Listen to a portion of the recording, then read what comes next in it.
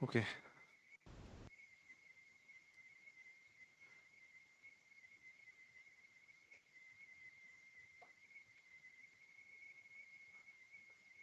चलो, very good morning to all of you.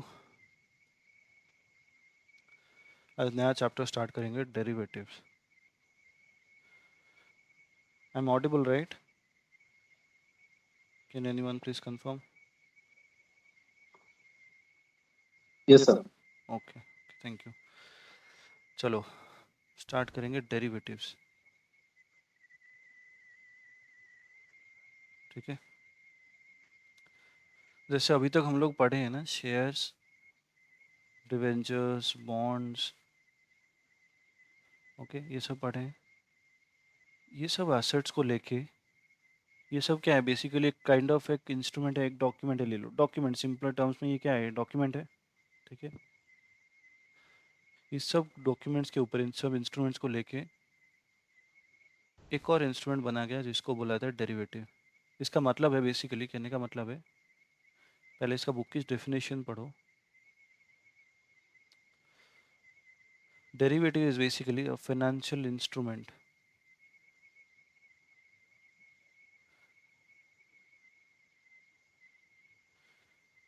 which derives its value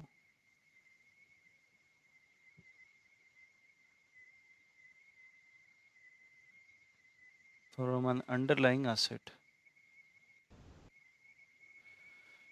ठीक है, basically ये क्या बोलता है, एक डेरिवेटिव एक फाइनेंशियल इंस्ट्रूमेंट है जिसकी वैल्यू एक अंडरलाइंग एसेट से निकलती है। ठीक है, उसकी खुद की वैल्यू कुछ नहीं है, वो खुद की वैल्यू कहाँ से आती है? अंडरलाइंग एसेट से आती है। तो ये अंडरलाइंग एसेट का प्राइस जैसे जैसे चेंज होता जाएगा, ये सब अंडरलाइंग एसेट में क्या आएगा? शेयर्स आएगा। ठीक है, या फिर बॉन्ड्स आ सकते हैं, कुछ भी आ सकता है, शेयर्स आ सकता है, बॉन्ड्स आ सकता है, करेंसीज आ सकते हैं, कमोडिटीज आ सकते हैं। करेंसीज आ सकते हैं, कमोडिटीज में ऑयल, गोल्ड, एल्युमिनियम, सिल्वर, ये सब भी आ सकते हैं। Vishesh, can you go on mute please?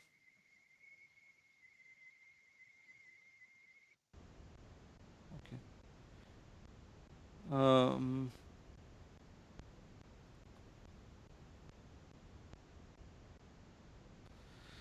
ठीक है, तो शेयर्स आ सकता है, बॉन्ड्स आ सकता है, currencies, commodities, oil, gold, aluminium, ये सब हो सकते हैं। ओके, तो जैसे जैसे मान लो कि शेयर को लेके, बेसिकली कहने का मतलब है डेरिवेटिव होता क्या है? शेयर को लेके एक डेरिवेटिव बन सकता है, बॉन्ड को लेके एक डेरिवेटिव बन सकता है, करेंसीज को लेके एक डेरिवेटिव बन सकता है, कमोडिटीज़ को लेके एक डेरिवेटिव बन सकता है। ठीक है, और जो डेरिवेटिव इसको लेके बना है, शेयर को लेके बना है, मानो शेयर का प्राइस जैसे बढ़ेगा या गिरेगा, डेरिवेटिव का प्राइस उसके हिसाब से बढ़ेगा या गिरेगा। ठीक है, बट इसके अलावा कुछ और भी फैक्टर्स होंगे, बट मोस्टली यही फैक्टर होगा। जो शेयर का प्राइस जैसे ऊपर या नीचे होगा, वैसे ये डेरिवेटिव का प्राइस भी ऊपर नीचे होता रहेगा। ठीक है, इसका बुक की डेफिनेशन ये कहता है, इस पर ज़्यादा टाइम स्पेंड नहीं करेंगे।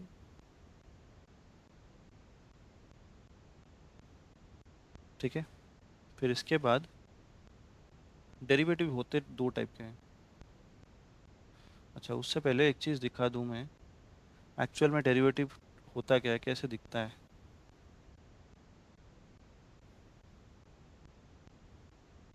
मनी कंट्रोल,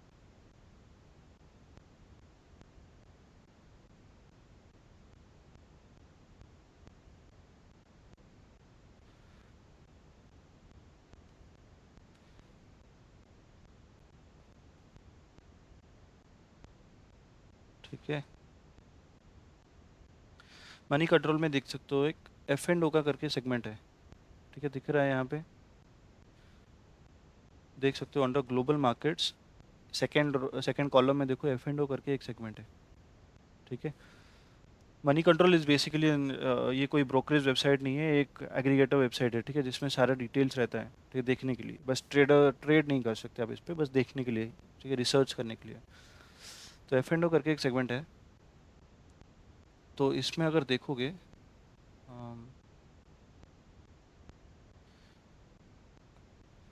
एक चीज़ देख सकते हो यहाँ पे, फ्यूचर्स और ऑप्शंस।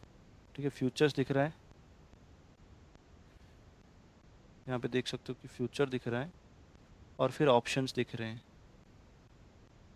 ठीक है, मैं बस अभी एक ओवरव्यू दे रहा हूँ। ठीक है, मतलब ये सब टर्म्स पे देख के जाओ instead of directly jumping into theory क्या है ये। पहले देखो कि ये मार्केट में एक्चुअल में फंक्शन कैसे कर रहे हैं। ठीक है, कैसे कर रहे हैं वो बाद में डिस्कस करेंगे, बस ये थोड़े थोड़े terms soon low so that ये पूरा नया ना लगे। फ्यूचर है, ऑप्शन है, ये सब ये दोनों एक एक डेरिवेटिव है, फ्यूचर ऑप्शंस। ठीक है, और ये कैपिटल मार्केट है, ये जो मनी मनी कंट्रोल का वेबसाइट है किसके लिए? कैपिटल मार्केट के लिए, स्टडी करने के लिए बेसिकली। तो ये जो फ्यूचर और ऑप्शंस है देख सकते हो कि ये अंडरलाइंग एसेट इसका क्या है? स्टॉक। ठीक है, जो हम लोग अभी पढ़े डेरिवेटिव में क्या है, अंडरलाइंग एसेट के वैल्यू जैसे ऊपर नीचे होगा वैसे ही फ्यूचर का और ऑप्शन का वैल्यू ऊपर नीचे होगा। ठीक है, तो अंडरलाइंग एसेट फ्यूचर का स्टॉक है, यहाँ पे अंडरलाइंग एसेट दोनों का स्टॉक है। ठीक है, अभी एक देखोगे फ्यूचर के अंदर, देखो मैं मान लो कोई एक स्टॉक लेता हूँ। ठीक है, अदानी एंटरप्राइजेस। अदानी एंटरप्राइजेस, इसका एक्सपायरी कुछ भी लेता हूँ, बाद में समझाऊंगा एक्सपायरी है क्या। यहाँ पे एक चीज़ देख सकते हो कि अदानी एंटरप्राइजेस का ये फ्यूचर है। ठीक है, फ्यूचर क्या है क्या नहीं है बाद में देखेंगे, मैं बस बोल रहा हूँ कि ये एक डेरिवेटिव है जो भी ट्रेड हो रहा है, सिमिलर टू आवर स्टॉक। जो हम लोग देखे थे राइट इनिशियली कि स्टॉक भी ट्रेड हो रहे हैं, सिमिलर टू स्टॉक्स फ्यूचर और ऑप्शंस भी ट्रेड हो रहे हैं मार्केट में। ठीक है, ये बस चीज़ें मैं दिखाने के लिए लाया था यहाँ पे। ओपन प्राइस देख, नॉर्मली जैसे नॉर्मल स्टॉक्स ट्रेड होते थे वैसे ही ये भी ट्रेड हो रहे हैं, देख सकते हो। इसका भी ओपन प्राइस है, हाई प्राइस, लो price, spot price, bid price, bid quantity. ये सब बिड प्राइस क्या है, बिड क्वांटिटी क्या है, ये सब पढ़ेंगे। मार्केट लॉट कितना पढ़ेंगे, ये सब पढ़ेंगे हम। ठीक है, डिटेल में पढ़ेंगे। बस अभी देख सकते हो कि ये प्राइस अभी इतना चल रहा है, इसके फ्यूचर का प्राइस। ठीक है, फ्यूचर मतलब ऐसे मत जाओ कि फ्यूचर लिटरल मीनिंग में मत जाओ, फ्यूचर डेरिवेटिव में। ठीक है, फ्यूचर एक डेरिवेटिव है यहाँ पे। तो उस डेरिवेटिव का प्राइस चल रहा है 2541। ठीक है, ये प्राइस चल रहा है। ओके, अदानी एंटरप्राइजेस के डेरिवेटिव का प्राइस चल रहा है 2541। ओके, स्टॉक का प्राइस कुछ भी चल रहा है, स्टॉक का प्राइस में भी 2500 चल रहा होगा। अडानी का एक्चुअल स्टॉक का प्राइस, अंडरलाइंग स्टॉक का प्राइस, डेरिवेटिव का प्राइस 2541 चल रहा है। तो स्टॉक का प्राइस जैसे जैसे ऊपर या नीचे होता रहेगा।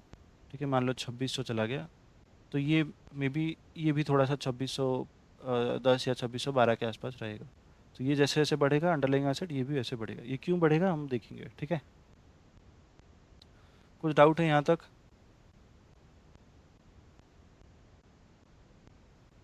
अच्छा ओके, देखो डेरिवेटिव में ना हो सकता है कि बहुत सारे डाउट्स आएंगे। डाउट्स आना कॉमन है। ओके, एंड कभी कभी ये लगेगा कि बहुत सारे कॉन्सेप्ट्स ओवरवेलमिंग हो रहे हैं, बट तब डर मत जाना। ठीक है, कुछ भी अगर डाउट हो तो मुझे पूछ सकते हो, I am there, don't worry. तो अब है, चलते हैं टाइप ऑफ डेरिवेटिव्स पे। टाइप्स ऑफ डेरिवेटिव्स, डेरिवेटिव होते हैं दो टाइप के। एक होते हैं over the counter derivative, derivative. एक होते हैं एक्सचेंज ट्रेडेड डेरिवेटिव। ठीक है, एक्सचेंज ट्रेडेड में क्या आते हैं जो हम लोगों ने अभी देखा, फ्यूचर ऑप्शंस। ठीक है, ओवर द काउंटर में क्या है ये सब पढ़ेंगे, मैं पहले बता रहा हूँ। ठीक है, एक्सचेंज ट्रेडेड में फ्यूचर और ऑप्शंस आते हैं, ओवर द काउंटर में आते हैं फॉरवर्ड, स्वैप्स, स्वैप्शंस, एटसेट्रा। ठीक है, ये सब टर्म नया लग रहा होगा बट ये सारे पढ़ेंगे डिटेल में। ठीक है, ओवर द काउंटर डेरिवेटिव का मतलब क्या है, एक्सचेंज ट्रेडेड डेरिवेटिव का मतलब क्या है। मान लो कि हम ए पार्टी हैं और बी पार्टी हैं। ठीक है, दो पार्टी हैं, एक डेरिवेटिव को खरीद रहे, जैसे स्टॉक का खरीदना बेचना होता है। ठीक है, ए और बीच में ट्रांजैक्शन एक हो रहा है, डेरिवेटिव का एक ट्रांजैक्शन हो रहा है। ठीक है, बस ए और बी के बीच में रहा, कोई रेगुलेटरी इंटरवेंशन नहीं है, कुछ भी नहीं है। ये दोनों आपने आमने सामने बैठे। ठीक है, और एग्री कर लिए। ठीक है, कॉन्ट्रैक्ट, ये सब कॉन्ट्रैक्ट्स हैं, forward, swaps, options, future options, ये सब कॉन्ट्रैक्ट्स हैं। ठीक है, क्या कॉन्ट्रैक्ट्स हैं बाद में पढ़ेंगे, ठीक है, आज ही पढ़ेंगे। बस मैं बोल रहा हूँ कि कॉन्ट्रैक्ट्स हैं, ठीक है। ए और बी दोनों आपस में बैठ के कॉन्ट्रैक्ट कर लिए, एक ही टेबल में आप आमने सामने बैठे और कॉन्ट्रैक्ट कर लिए। कोई रेगुलेटरी इंटरवेंशन नहीं है, कोई नहीं है सामने, कोई गाइड करने वाला, ऑर्गेनाइज करने वाला कोई नहीं है, बस हम सामने आमने सामने बैठ के उस एग्रीमेंट कर लिए। उसको बोला जाता है ओवर द काउंटर डेरिवेटिव्स, ठीक है। तो हम दोनों जैसे भी चाहें वो एग्रीमेंट का टर्म ऐसे रख सकते हैं, वो जो कॉन्ट्रैक्ट है वो कॉन्ट्रैक्ट का ऐसे टर्म रख सकते हैं। बट एक्सचेंज ट्रेडेड के केसेस में क्या होता है कि वही सेम पार्टीज अगर हैं अभी, ठीक है, तो ये स्टॉक एक्सचेंजेस के थ्रू ट्रेड होते हैं, ठीक है। स्टॉक एक्सचेंजेस के थ्रू ट्रेड हो रहे हैं, पार्टी दो हैं बट ये स्टॉक एक्सचेंजेस के थ्रू जा रहा है, ठीक है। तो ये बेसिकली होता क्या है कि हम दोनों एंटर कर लिए, फिर बी किसी और को बेच सकता है कॉन्ट्रैक्ट, सी को बेच सकता है, सी किसी और को बेच सकता है, डी को बेच सकता है, ठीक है, ऐसे हो सकता है। इसको भी पढ़ेंगे डिटेल में, ठीक है। जब फॉरवर्ड पढ़ेंगे तब डिटेल में पढ़ेंगे, बस अभी एक ओवरव्यू दे रहा हूँ कि एक्सचेंज ट्रेडेड का मतलब क्या होता है, ओवर द काउंटर डेरिवेटिव का मतलब क्या होता है। ओवर द काउंटर का मतलब होता है कि हम दोनों एक सामने आमने सामने बैठ के एक कॉन्ट्रैक्ट कर लिए। एक्सचेंज ट्रेडेड का मतलब होता है कि जो स्टॉक एक्सचेंजेस में एक्चुअली वो कॉन्ट्रैक्ट स्टॉक एक्सचेंजेस में ट्रेड हो रहा है, ठीक है, उसको बुलाया जाता है एक्सचेंज ट्रेडेड। अच्छा, क्योंकि यहाँ पे स्टॉक एक्सचेंजेस का कॉन्सेप्ट आ गया एक्सचेंज ट्रेडेड में, तो यहाँ पे सेबी रेगुलेट करती है, ठीक है। सेबी रेगुलेशन के कारण इसमें कुछ नए टर्म्स लग जाते हैं, ठीक है, कुछ बेसिकली कुछ काइंड ऑफ कुछ रेगुलेशंस इस पे लग जाते हैं, ठीक है, जो कि ओवर द काउंटर डेरिवेटिव्स के केस में होता नहीं है, ओके। अच्छा, इन सब में जाने से पहले बस एक लाइन लिखाता हूँ। Forward over the counter derivative का मतलब है when contract is made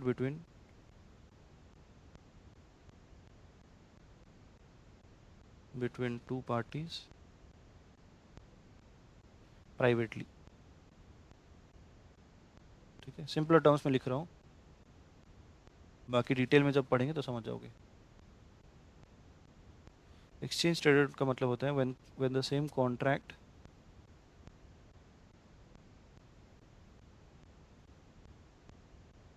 is traded in the stock market, in the capital market, ठीक है, डेरिवेटिव मार्केट बेसिकली। चलो अब चलते हैं फॉरवर्ड। यहाँ तक किसी को कुछ डाउट है? सिंपली हम लोग पढ़ें कि ओवर द काउंटर डेरिवेटिव है जो प्राइवेटली हो रहा है, एक्सचेंज ट्रेडेड है जो कैपिटल मार्केट, जो मतलब कैपिटल मार्केट में ट्रेड होता है स्टॉक एक्सचेंजेस में, ठीक है, ओके। चलो अब चलते हैं फॉरवर्ड पे।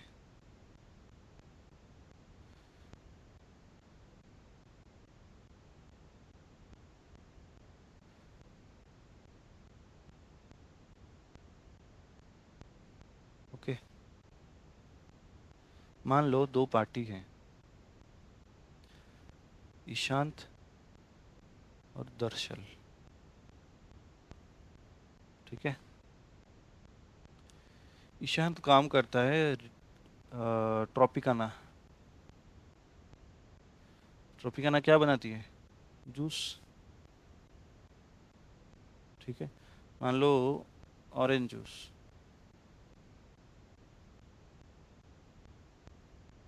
ठीक है, ट्रॉपिकाना ऑरेंज जूस बनाती है। दर्शल है फार्मर, ये क्या प्रोड्यूस करता है? ऑरेंज,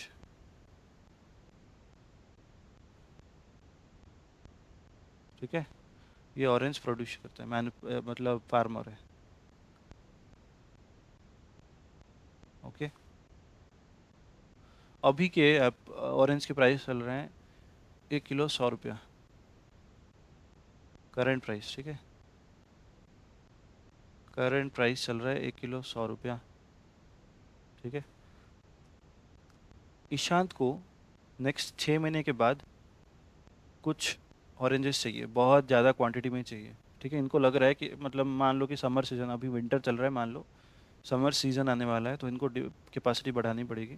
ठीक है, तो इसको ईशान को लग रहा है कि हमें 6 महीने के बाद ये हमें चाहिए, मे बी मान लो 100 क्विंटल के चाहिए।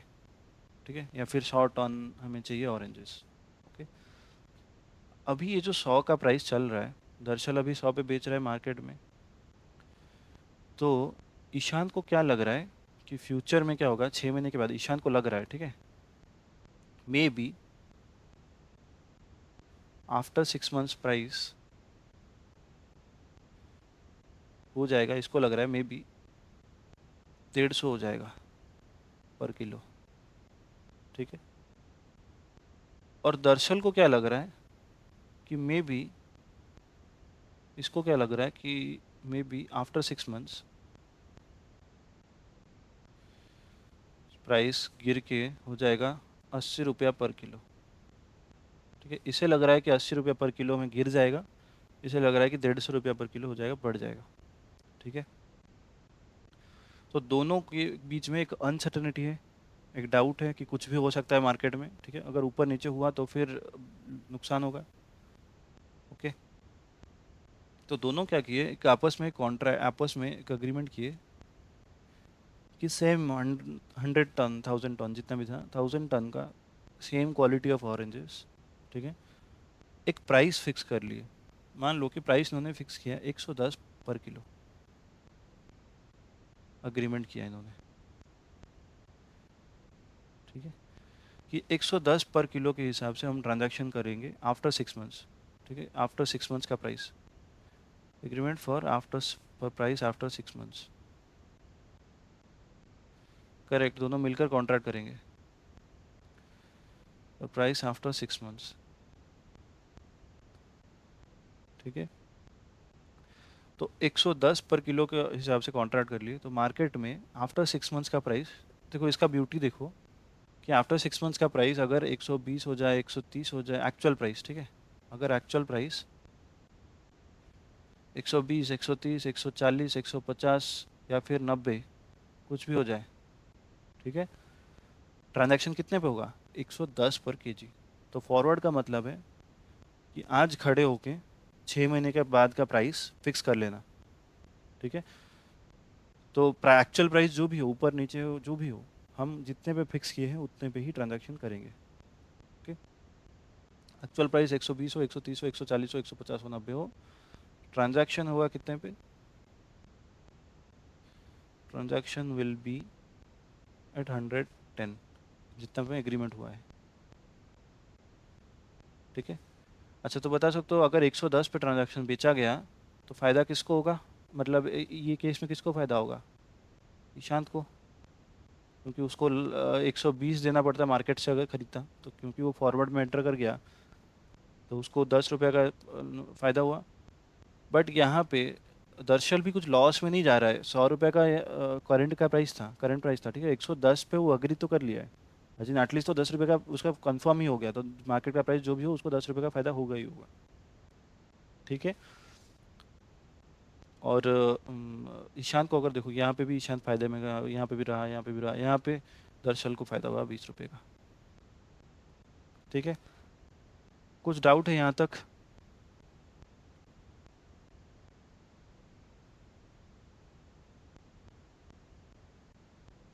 कुछ भी डाउट नहीं है, चलो।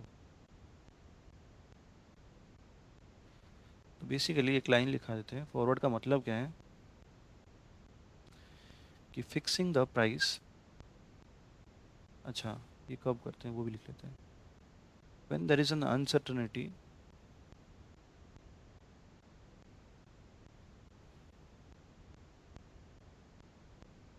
regarding the price of the underlying asset after underlying asset after certain period of time,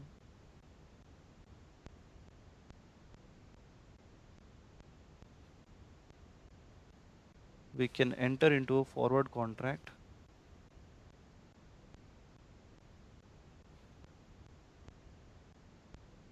with the counterparty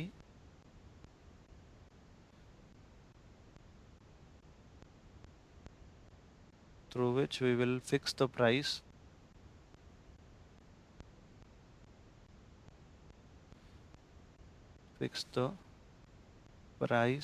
quantity, quality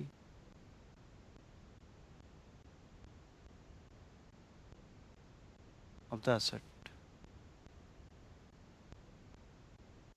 ठीक है, तो आफ्टर 6 मंथ्स, ये एग्जाम्पल में 6 महीने के बाद क्या होगा कि ईशांत देगा इसको 110 रुपया देगा, और ये 10 रुपया पर केजी के हिसाब से देगा, ये इसको ऑरेंजेस ट्रांसफ़र करेगा। ठीक है, जो क्वांटिटी का जितने क्वालिटी का एग्री किया गया है, ठीक है, ये ऑरेंजेस ट्रांसफ़र करेगा और ये प्राइस देगा इसको। ठीक है, बेसिकली फॉरवर्ड का मतलब है इन सिंपल टर्म्स, प्राइस हम फिक्स कर रहे हैं आज, 6 महीने के बाद जो भी प्राइस होगा वो दैट वोंट मैटर, जो भी हम प्राइस आज फिक्स कर रहे हैं that will be the final price. ठीक है,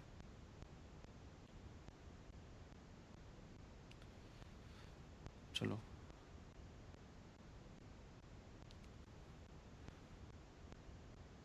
ये सब में जाने से पहले एक देखते हैं कि ये जो प्राइस जो फिक्स करेंगे, ठीक है, हमने तो अग्री कर लिया कि 110 पे प्राइस पे फिक्स करेंगे, ये प्राइस फिक्स कैसे करेंगे? ठीक है, उसके लिए यूज़ होता है कॉस्ट ऑफ कैरी मॉडल और कॉस्ट टू कैरी मॉडल और कॉस्ट ऑफ कैरी मॉडल। ठीक है, यूज्ड फॉर फॉरवर्ड वैल्यूएशन और फॉरवर्ड प्राइस कैलकुलेशन। ठीक है,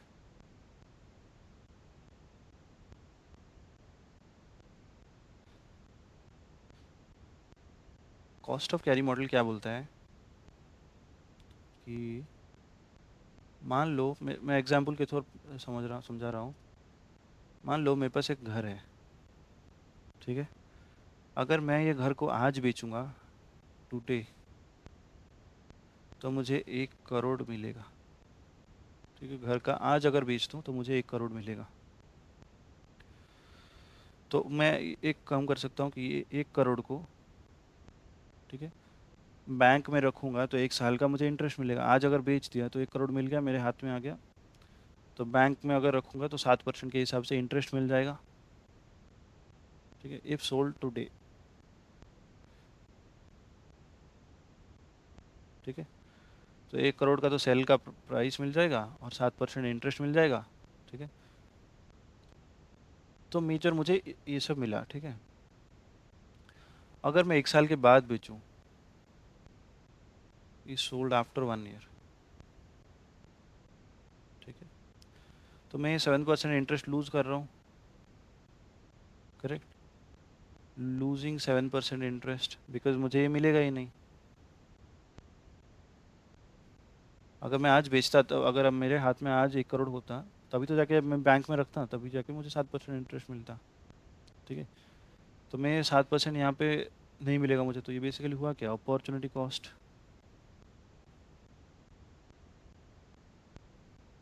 ठीक है, फिर इसके बाद अगर मैं आज घर बेच नहीं रहा हूँ तो मैं इसको भाड़े पे लगा सकता हूँ। ठीक है, तो मेरा यहाँ पे लूज जो लॉस हुआ मैं इसको लिख रहा हूँ माइनस में। ठीक है, ये माइनस में है।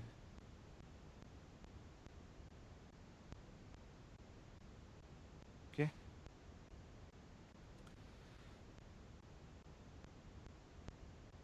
फिर इसके बाद मुझे जो जितना रिटर्न मिलेगा कि एज इन रेंटल इनकम जो भी मिलेगा। हेलो, ऑडियो आ रही है right? Yes, sir. Okay fine. चलो जो भी रेंटल इनकम आएगा तो वो एक इनकम हुआ बेसिकली। ठीक है, तो अगर मैं इसको अगर मेरा नेट कॉस्ट कैलकुलेट करूँ, ठीक है, मेरा नेट में खर्चा कितना हुआ, ठीक है, नेट में कॉस्ट कितना हो रहा है, तो इसको मैं मान लो पॉजिटिव ले लेता हूँ। तो फिर ठीक है, इसको पॉजिटिव ले लेता हूँ, इसको नेगेटिव ले रहा हूँ, क्योंकि मैं नेट में खर्चा निकाल रहा हूँ। ठीक है, तो क्या मैं ऐसे बोल सकता हूँ कि मेरा 1 करोड़ का तो आज का प्राइस था, ठीक है, और इतने 1 साल का मैं खर्चा होगा मेरा। ठीक है, लूज़ तो इसमें इतना इतना लूज़ कर रहा हूँ, प्लस मान लो मेरा कुछ और मेंटेनेंस का भी खर्चा होगा, इलेक्ट्रिसिटी मेंटेनेंस ये सब का भी खर्चा होगा। ठीक है, तो कहने का मतलब है कि अगर इस घर को मैं आज ना बेच के 1 साल के बाद बेचूं, तो मेरा इतना 1 करोड़ का तो प्राइस रहेगा। ठीक है, प्लस मिनिमम इतने खर्चे होंगे जो मुझे रिकवर करने पड़ेंगे। किससे? जो बायर है उससे। ये जो 7% इंटरेस्ट है, इलेक्ट्रिसिटी मेंटेनेंस है, रेंटल इनकम जो माइनस किया, कुछ इनकम मिला उससे। बेसिकली कहने का मतलब है 1 करोड़ प्लस एक्सपेंसेस जितने भी होंगे, ओके, माइनस इनकम जितने भी होंगे। समझ में आया? बेसिकली जितना भी प्राइस है, मैं अगर किसी बायर को अभी ना बेच के 1 साल के बाद बेच रहा हूँ, तो मैं मिनिमम इतना प्राइस रिकवर करूँगा उससे। ठीक है, कहने का मतलब है कि आप बोल सकते हो कि ये जो 1 करोड़ का वैल्यू है वो बढ़ के कुछ और हुआ होगा, हो सकता है बिल्डिंग का वैल्यू बढ़ गया होगा। ठीक है, बट मैं उसके ऊपर मिनिमम इतना वैल्यू, मैं बोल रहा हूँ ये मिनिमम इतना वैल्यू होना चाहिए, इससे अगर कम नहीं होना चाहिए। ठीक है, इसको बोला जाता है cost of carry model. Cost of carry model ये इस पे काम करता है। ठीक है, नॉर्मली एक शेयर का एग्जांपल लेके देखते हैं। एग्जांपल, मेरे पास एक शेयर है। ठीक है, share of I have share of Reliance, Reliance share 100 Reliance और 1 रिलायंस शेयर। ठीक है, I have 1 Reliance share eight, जिसका करेंटली शेयर का प्राइस चल रहा है, ठीक है, शेयर का प्राइस चल रहा है 2500 मान लो। ठीक है, तो अगर मैं आज ना बेच के 6 महीने के बाद बेच रहा हूँ, ठीक है, आज ना बेच के 6 महीने के बाद बेच रहा हूँ, तो इसका प्राइस आइडियली कितना होना चाहिए? 2500, जो स्पॉट रेट है। ये स्पॉट रेट है, इसको बोला जाता है स्पॉट रेट। ठीक है, current price is your spot rate.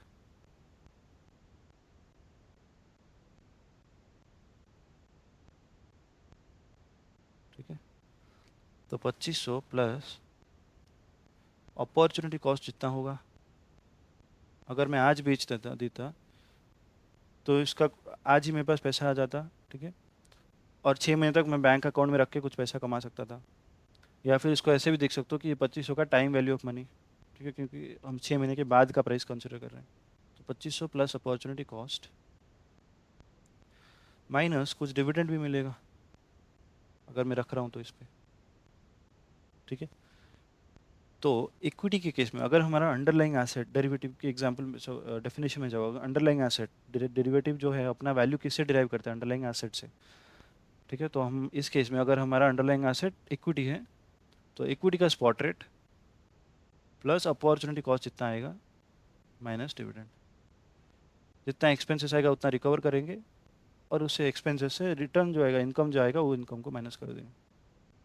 ठीक है, समझ में आया या कुछ डाउट है यहाँ पे?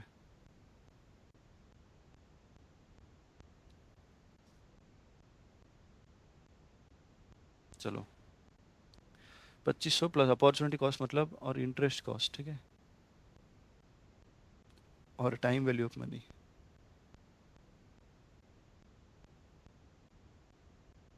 ठीक है, माइनस डिविडेंड। ये हो गया इक्विटी के केस में।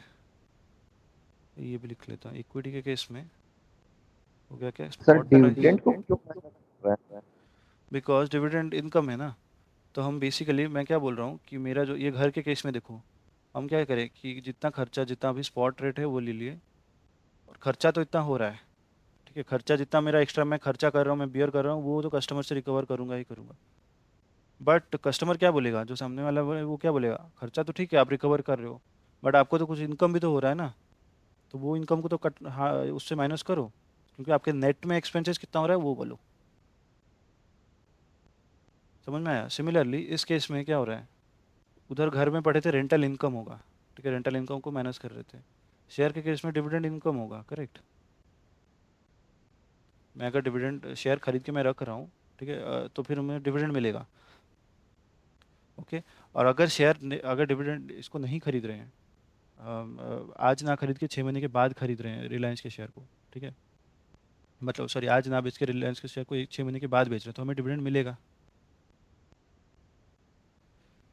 समझ में आया या डाउट है? सर अपॉर्चुनिटी कॉस्ट भी तो एक इनकम ही है ना। मान लीजिए वो पैसा हम आज नहीं, यहाँ नहीं, बैंक में रखते तो उससे वो इनकम होता। हाँ, तो नेचर तो दोनों का सेम ही है। अपॉर्चुनिटी कॉस्ट भी इनकम है और डिविडेंड भी इनकम है, तो एक को प्लस कर रहे हैं, एक को माइनस कर रहे हैं। नहीं नहीं, देखो, मैं अगर आज बेचता, मेरे पास स्टॉक है ऑलरेडी, 25 रुपये का मेरे पास स्टॉक पड़ा है डीमैट अकाउंट में, ठीक है, मैं अगर आज बेच देता तो मुझे ये इनकम होता, ठीक है, जो कि है time value of money. Correct, यहाँ तक अग्री कर रहे हो? सर ठीक है। क्योंकि इसको नहीं बेच रहा हूँ तो रख रहा हूँ मेरे पास, अगर रखूंगा तो मुझे एंड में डिविडेंड मिलेगा जो मेरा एक्चुअल इनकम होगा। इनकम, ये मेरा एक्चुअल इनकम होता जो time value of money. Actual income क्या होगा? डिविडेंड। ठीक है। सर तो इसको मैं फॉरगो कर रहा हूँ, मैं जाने दे रहा हूँ ऊपर वाले इनकम को, टाइम वैल्यू ऑफ मनी को, तो मेरा ये कॉस्ट हो गया, अपॉर्चुनिटी कॉस्ट हो गया। जबकि ये मेरे पास एक्चुअल में आ रहा है, डिविडेंड मेरे पास एक्चुअल में आ रहा है। ठीक है। तो इसीलिए मैं कर रहा हूँ time value of money minus dividend. मेरा खर्चा कितना हुआ, उससे मेरा इनकम कितना हुआ, तो नेट में मेरा खर्चा कितना हुआ। सिंपली फिर से समझते हैं, देखो, 100 रुपये का मेरा एसेट है, ठीक है, मेरा स्टॉक है मान लो, यही सेम एग्जांपल ले लो, 2500 का एक रिलायंस का स्टॉक है, ठीक है। अगर मैं बैंक में रखता, ठीक है, अगर मैं 2500 का आज ना बेच के मैं आज, सॉरी, आज बेच के मैं बैंक में रखता, तो मान लो कि मुझे 100 रुपये का इंटरेस्ट मिलता, ठीक है, मतलब 100 रुपये का इंटरेस्ट मिलता, ठीक, मिल नहीं रहा है, I could have got this, ठीक है। बाकी 2500 का स्टॉक रखा, उसके लिए मुझे डिविडेंड मिला 20 रुपये का मान लो, ठीक है, एक्चुअल में डिविडेंड रिसीव हुआ, डिविडेंड रिसीव्ड। डिविडेंड तो बस ऐसे ही अगर कॉन्ट्रैक्ट मतलब डेरिवेटिव में एंटर करके तो डिविडेंड तो नहीं मिलेगा, मेरे पास स्टॉक रखना पड़ेगा एक्चुअल में, तभी जाके डिविडेंड मिलेगा। अगर स्टॉक में बेच देता हूँ तो फिर डिविडेंड मिलेगा ही नहीं, ठीक है। तो 2500 प्लस मेरा नेट में कितना खर्चा हुआ, 100 का इंटरेस्ट मिल सकता था, मिला नहीं, और एक्चुअल में 20 रुपये का डिविडेंड मिला, तो नेट में कितना खर्चा हुआ, 80 का। समझ में आया कि डाउट हो रहा है? क्लियर है Nand Kishore? Yes sir, yes sir. चलो फिर,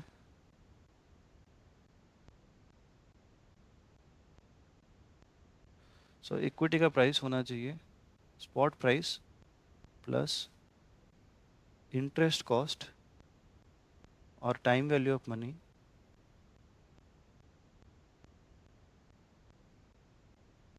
मनी माइनस डिविडेंड, ठीक है।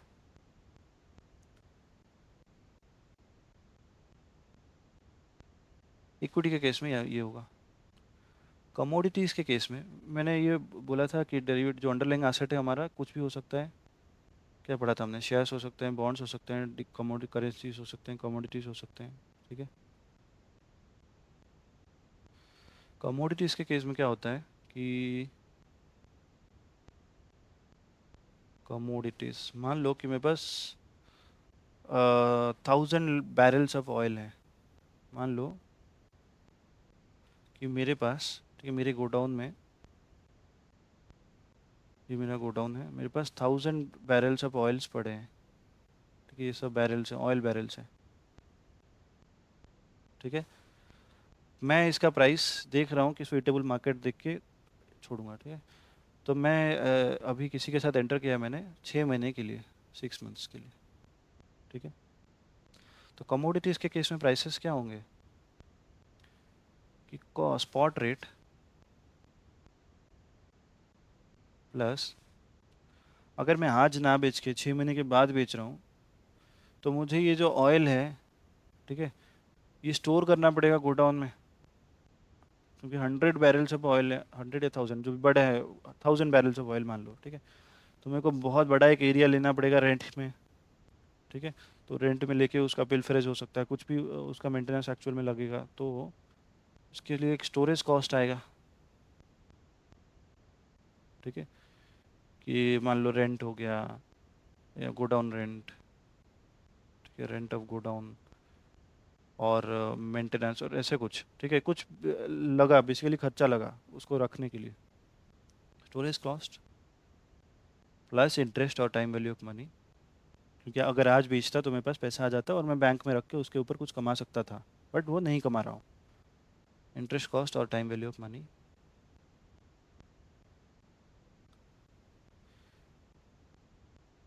माइनस कन्वीनियंस यील्ड, ठीक है। कन्वीनियंस यील्ड का मतलब क्या है कि ये जो ऑयल है, ठीक है, मान लो कि रशिया यूक्रेन का वॉर चल रहा है, ठीक है।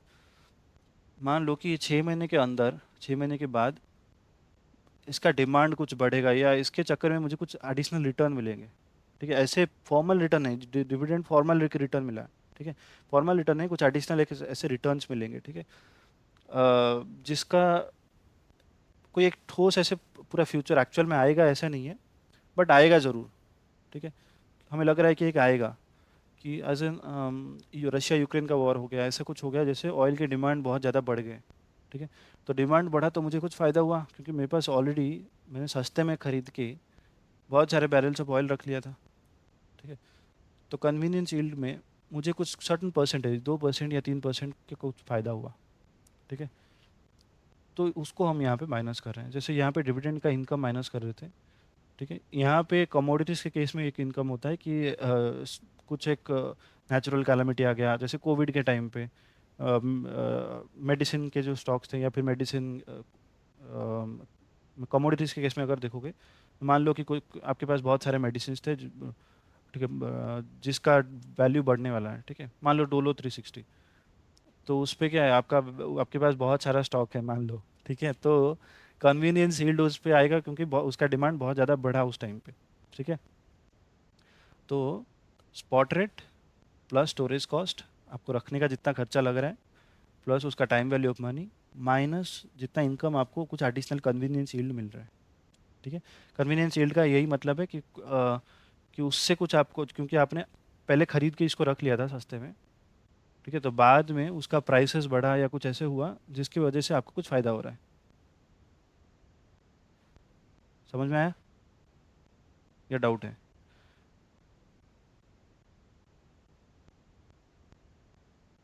क्लियर है? अच्छा, ओके। फॉरवर्ड प्राइस, इसको बोला जाता है फॉरवर्ड प्राइस, ठीक है। थियोरिटिकल फॉरवर्ड प्राइस इसे बोलते हैं।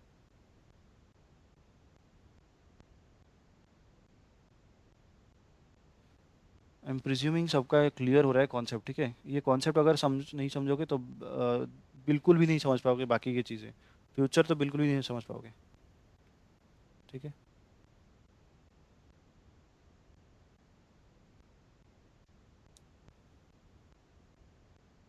इसके बाद चलते हैं,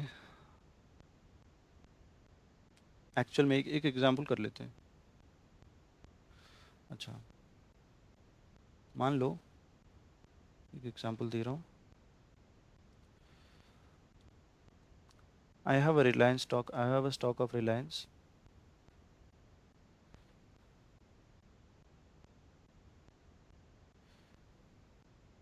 whose current market price is 2500, ठीक है। मार्केट इंटरेस्ट रेट कितना चल रहा है? इंटरेस्ट रेट इज 6% पर एनम कंपाउंडेड मंथली, ठीक है। ये चीज़ ध्यान देना, जनरली बच्चे इसमें गलती करते हैं, compounded monthly. Okay 6% per annum rate है, कंपाउंडेड मंथली, या फिर इसको 12% ले लो, इजी होगा समझना। ठीक है, इंटरेस्ट रेट है 12% पर annum, compounded monthly. Okay, dividend मिलेगा, dividend to be received after 6 months is ₹100। ठीक है,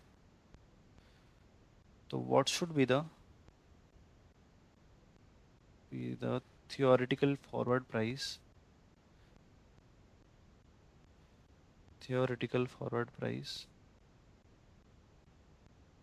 आफ्टर 6 months, 6 महीने के बाद फॉरवर्ड प्राइस कितना होना है, calculate using cost of carry model. एक ही मॉडल है, लिख लेता हूँ बस, कॉस्ट ऑफ कैरी मॉडल। ठीक है, बताओ, खुद करो। ठीक है, जो दिमाग में आ रहा है करो, लेट इट बी रॉन्ग, कोई लोड नहीं है। बस इंटरेस्ट रेट पर 12% पर एनम को याद रखना, और कंपाउंडेड मंथली।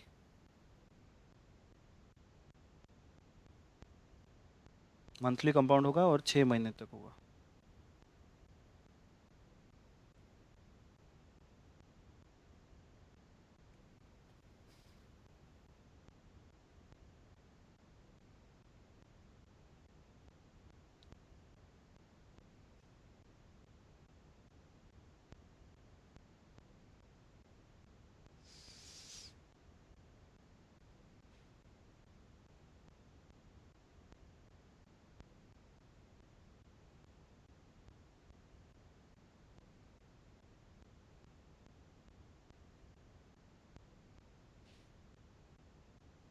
टू 2550 कैसे आया?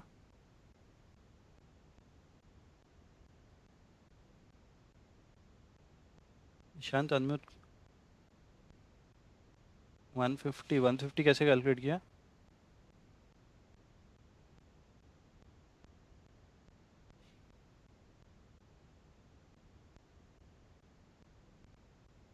Six months interest. अच्छा ओके, चलो ठीक है, किसी और का कुछ और आंसर है?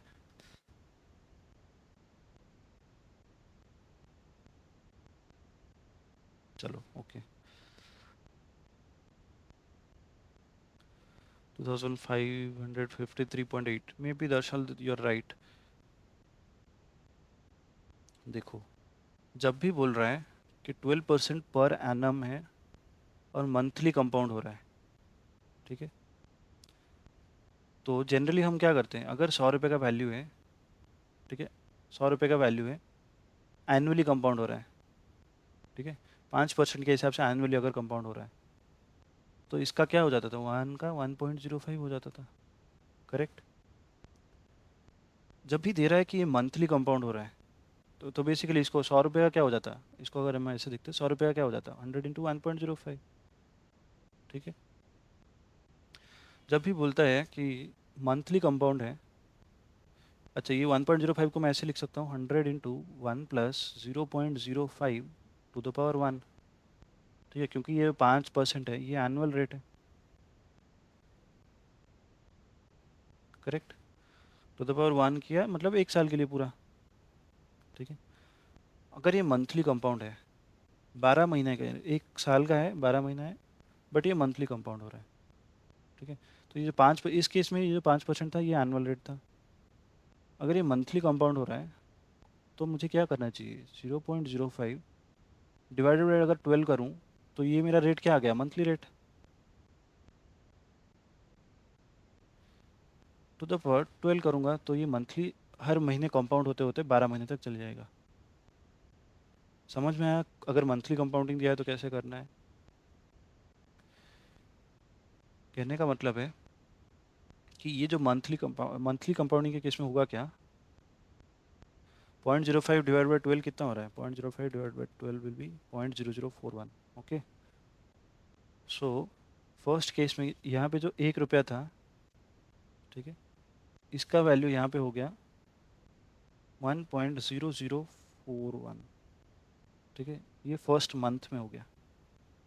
फिर सेकेंड मंथ में क्या होगा, 1.0041 इंटू अगेन फिर से लगेगा, ठीक है, उसका स्क्वायर होगा। ऐसे वो मंथली कंपाउंड होते होते होते होते होते होते जाएगा। अगर एनुअली कंपाउंड है तो सीधा 1.05 ले लेते थे हम, ठीक है, क्योंकि 5% जो है एनुअल रेट है। बेसिकली देखना कि रेट तुम्हारा कौन सा है। अगर एनुअल रेट है और एनुअल कंपाउंड है, ठीक है, ये तुम्हारा एनुअल रेट था और एनुअली कंपाउंड हो रहा है, तो टू द पावर हमने 1 ले लिया। अगर मंथली कंपाउंड है तो रेट को पहले डिवाइड करो पीरियड से, फिर to the power how many periods you want to compound it, ठीक है।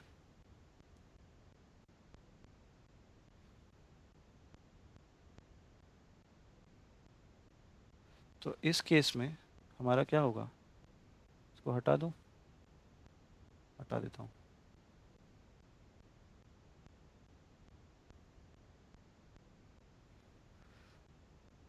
इस केस में क्या होगा, 2500 इंटू, मैं ऐसे कर सकता हूँ फ्यूचर वैल्यू निकालने के लिए, इंटरेस्ट की वैल्यू निकालने के लिए 12% का रेट था, 0.12 डिवाइडेड बाय मंथली कंपाउंडेड है, divided by 12 to the power 6, कहाँ गया, 6 महीना है तो 6 हो गया। तो हमारा ये मंथली ये रेट हो गया हमारा monthly rate, raise to the power 6, ठीक है, 6 बार कंपाउंड हुआ, माइनस जो भी है उससे 100 रुपया डिविडेंड माइनस कर लिए। तो ये हमारा खर्चा का पार्ट हुआ, ठीक है, खर्चा का पार्ट मिलाने के बाद डिविडेंड को माइनस कर लिए। इसमें यहाँ तक कुछ डाउट है किसी को तो पूछो। देखो जितना भी बेसिक डाउट हो कुछ भी मत रखो, ठीक है, खुल के पूछो।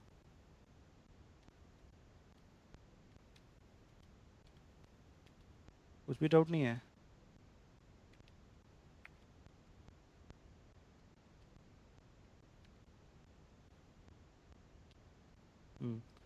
Answer is 2553.80। How will be 2506? नहीं हो सकता, बिकॉज इसका अगर कैलकुलेट करोगे 2500 into 1 + 0.01, okay, to the power 6 minus 100 करके देखो, ये आंसर आएगा।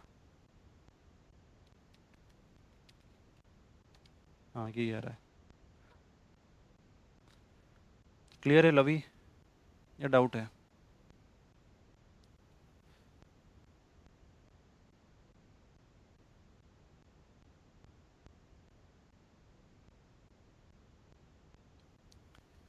शुभंकर, सिमरन, मोहित,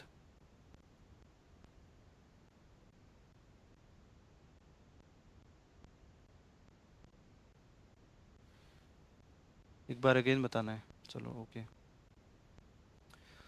देखो जब भी एनुअल रेट अगर ये ऐसे देता, ठीक है, कंपाउंडिंग वंपाउंडिंग कुछ नहीं होता, बस सिंपल इंटरेस्ट होता, ठीक है, तो हम क्या करते, 2500 इंटू 12% का एनुअल रेट है, तो 2500 इंटू 1.06 कर देते, ठीक है, माइनस 100 करके कर देते। ये कब होता है, सिंपल इंटरेस्ट के केस में,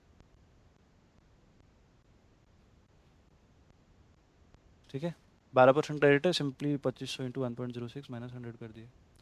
कंपाउंड इंटरेस्ट के केस में क्या होगा, कंपाउंड इंटरेस्ट का मीनिंग क्या होता है कि ये जो 1 रुपया यहाँ पे इन्वेस्ट हुआ, ठीक है, ये हर बार जितने पीरियड का रेस्ट है, यहाँ पे मंथली रेस्ट है, मंथली कंपाउंड हो रहा है, ठीक है, मंथली। तो ये 1 महीने, 1 मंथ, 2 मंथ, 3 मंथ्स, 4 मंथ्स, ऐसे में ये ऐसे में कंपाउंड होता जाएगा, ठीक है। मतलब अगर मंथली रेट अगर 1.01% है, यहाँ पे मंथली रेट कितना निकला निकला हमारा, 12% एनुअल रेट है, तो मंथली रेट 0.01%, 1% है, ठीक है। तो इसका मतलब है इसका वैल्यू यहाँ पे 1 होगा, यहाँ पे 1.06 होगा, फिर ये 1.06 फिर से इन्वेस्ट होगा 6% पे। सिंपल इंटरेस्ट पे क्या होता है कि डायरेक्टली ले जाता है, यहाँ पे एक इन्वेस्ट किए और यहाँ पे एक 1.06 निकला सिंपल इंटरेस्ट के केस में, ठीक है। इस केस में क्या होगा, 1.01 आएगा, सॉरी, 1 मंथ मतलब 1 महीने में 1 का वैल्यू हो गया 1.01, फिर से ये 1.01 फिर से इन्वेस्ट किया गया, कितने पे, फिर से 1% पे, तो यहाँ पे हो गया 1.01 का स्क्वायर, ठीक है। फिर से यहाँ पे क्या हो गया 1.01 का क्यूब, यहाँ पे 1.01 का टू द पावर 4, ऐसे होते होते होते 6 महीने तक 1.01 का टू द पावर 6 हो गया। ठीक है, तो यहाँ पे अगर हम 2500 इन्वेस्ट करते हैं, 1 रुपये का 1.016 हो गया, टू द पावर 6 हो गया। 2500 का 2500 इंटू 1.01 टू द पावर 6।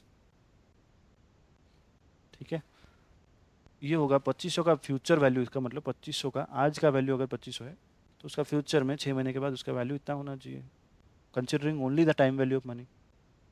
ठीक है, माइनस उससे डिविडेंड जो भी मिल रहा है, इनकम जो भी मिल रहा है 100 रुपया। ठीक है, चलो ओके। आई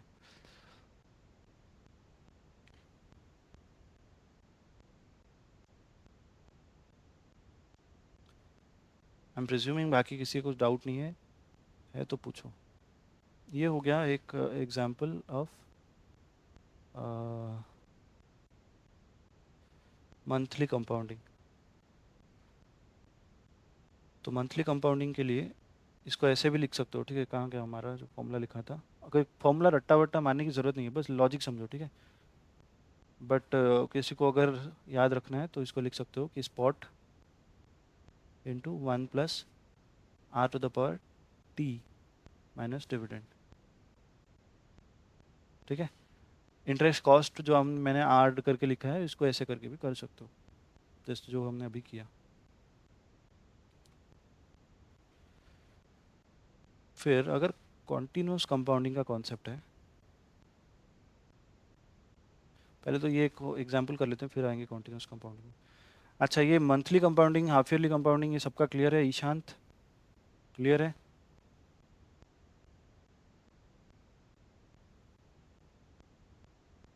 monthly compounding, half yearly compounding, quarterly compounding, ये क्लियर है सबका? क्योंकि ये क्लियर है तभी जाके कंटिन्यूस कंपाउंडिंग पे जा पाओगे। ओके, ठीक है, अभी चलते हैं एक एग्जांपल पे। एग्जांपल होगा प्रैक्टिस मैनुअल का क्वेश्चन नंबर 40।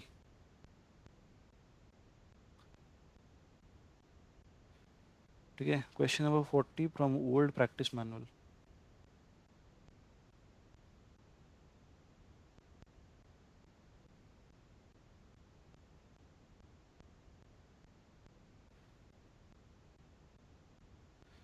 इसका आंसर निकाल सकते हो। 6 महीने का फॉरवर्ड का प्राइस दिया हुआ है। ठीक है, 6 months forward price of a security is 208.18 दे दिया है। फॉरवर्ड 6 मंथ्स का फॉरवर्ड प्राइस दे दिया है। ठीक है, बोरोइंग रेट इज 8% पर annum, payable with monthly rests. ठीक है, मतलब मंथली कंपाउंड हो रहा है। What should be the spot price? Dividend कुछ दिया नहीं है, बस स्पॉट रेट पूछा है। निकाल सकते हो कि नहीं?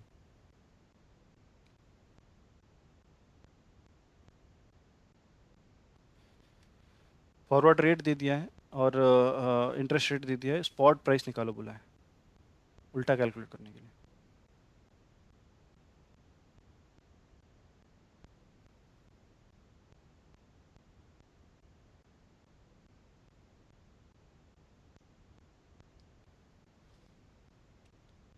देखो, जितने भी कॉल पे हो ना, सारे क्वेश्चंस को करो। ठीक है, अदरवाइज डेरिवेटिव इतना जल्दी समझ में नहीं आएगा।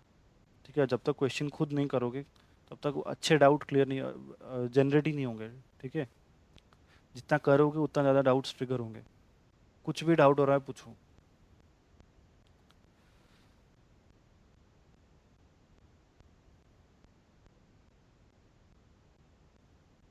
एंड ये सबके लिए, सी ए में सबके लिए रेलिवेंट है एंड इम्पोर्टेंट है। 206.8, किसी का और कुछ निकला? कुछ और आया ना? आंसर आया किसी का? 200 बोलो। 200 200, कुछ और आया किसी का? ओके, अभी पहले बता दो 206.8 कैसे किया। अच्छा बताओ, mean well I am writing. Forward price का हमने कैसे पढ़ा कि क्या करेंगे? स्पॉट रेट 200 आ रहा है। ओके, सो स्पॉट रेट 200 है स्पॉट रेट होगा। 200, हाँ ओके।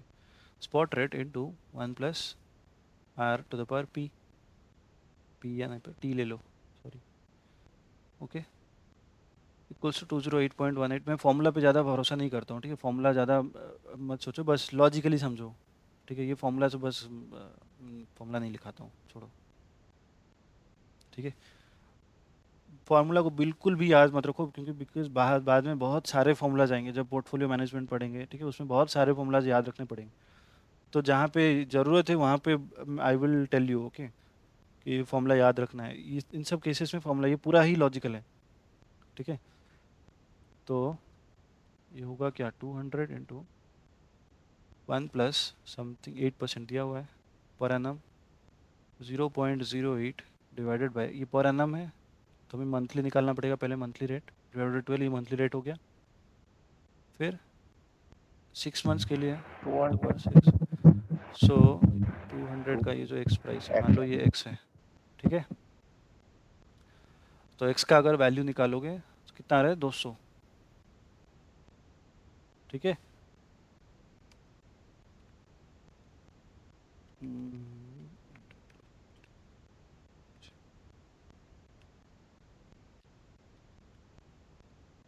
200, एग्जैक्टली 200 आ रहा है, तो स्पॉट रेट हुआ हमारा 200, ठीक है। क्लियर है सबका क्वेश्चन?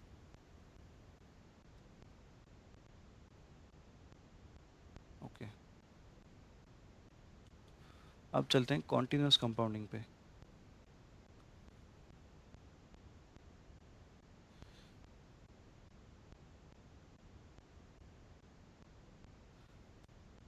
देखो, मंथली कंपाउंडिंग के केस में हम लोग क्या पढ़ रहे थे कि ये जो ये जो एक पैसा इन्वेस्ट हो रहा है, मान लो 1 रुपया यहाँ पे इन्वेस्ट हो रहा है, और ये 1 मंथ, 2 मंथ, 3 मंथ में हो रहा है, ठीक है। तो ये क्या होता था कि 1 रुपये का जितना भी इंटरेस्ट बन रहा है, मंथली इंटरेस्ट कितना, पहले एग्जाम्पल में 12% के हिसाब से 1% बन रहा था, ठीक है, महीने के लिए। तो 1 रुपये का वहाँ यहाँ पे बैंक क्या करेगी, यहाँ पे आके 1.01 करेगी, फिर यहाँ पे आके 2 मंथ पे 1.01 का टू द पावर होगा, फिर यहाँ पे 1.01 का क्यूब होगा, ठीक है, ऐसे ऐसे होता जाएगा। बट अगर कंटिन्यूस कंपाउंडिंग होता है, जनरली जो होता है डेरिवेटिव्स के केसेस में, कंटिन्यूस कंपाउंडिंग जनरली, ठीक है, अगर क्वेश्चन में दिया हुआ है कि कंटिन्यूस कंपाउंडिंग अप्लाई करो, तो इसका मतलब क्या है कि ये 1 महीने के रेस्ट में नहीं हो रहा है, 1 महीने में इंटरेस्ट कैलकुलेट करके फिर उसको री इन्वेस्ट करके फिर उसको री इन्वेस्ट करना, ये नहीं हो रहा है। ये कैसे हो रहा है, कंटिन्यूसली प्रोसेस हो रहा है, ठीक है। मंथली मतलब क्या है, ये ऐसे होके हो रहा है, यहाँ पे री इन्वेस्ट हुआ, फिर यहाँ पे री इन्वेस्ट हुआ, फिर यहाँ पे री इन्वेस्ट हुआ, फिर यहाँ पे री इन्वेस्ट, ऐसे होके जा रहा है, ठीक है। Continuous daily. कंपाउंडिंग, हाँ, डेली ले सकते हो, या फिर कुछ भी नहीं, जो कंटिन्यूसली हो रहा है, मतलब हर हर मिनट में, हर घंटे में हो रहा है, ऐसे भी सोच सकते हो, ठीक है। जैसे एक एग्जांपल मान लो पॉपुलेशन का, ठीक है, पॉपुलेशन का कुछ है, पॉपुलेशन का आज मतलब 100 लोग हैं, ठीक है, फिर उसके बच्चे, उसके बच्चे, उसके बच्चे, फिर इसके बच्चे, फिर इसके बच्चे, फिर इसके बच्चे, फिर इसके बच्चे, ये होते जा रहे हैं, ठीक है। क्योंकि ये हर हर रोज़, हर मिनट में, हर सेकंड में बढ़ रहे हैं, ठीक है। तो क्या इसको हम ऐसे कहो, अगर कोई बोलेगा कि फ्यूचर में कितने होने चाहिए पॉपुलेशन, तो इसको हम ऐसे करेंगे कि अगर 10% का ग्रोथ है तो 110 ही होने चाहिए, 100 इंटू 1.10, 10% का अगर ग्रोथ होगा, हमें लग रहा है 100 इंटू 1.10, ऐसे करेंगे नहीं, ऐसे करना सही नहीं रहेगा, बिकॉज पॉपुलेशन के केस में क्या होता है कि हर मिनट में शादी हो रहा है, फिर बच्चे, फिर बच्चे, फिर बच्चे, उसके बच्चे, फिर इसके बच्चे, ऐसे, ठीक है, प्रोसेस कंटिन्यू हो रहा है, ओके। सिमिलरली इस केस में, डेरिवेटिव्स के केस में क्या होता है कि तुम यहाँ पे 100 रुपये का इन्वेस्ट किए, फिर इसका वैल्यू कुछ चेंज हुआ, फिर उसका वैल्यू कुछ चेंज हुआ, फिर उसका वैल्यू कुछ चेंज हुआ, फिर उसके ऊपर ग्रोथ, फिर ये एक्सपोनेंशियल ग्रोथ होता है, ठीक है।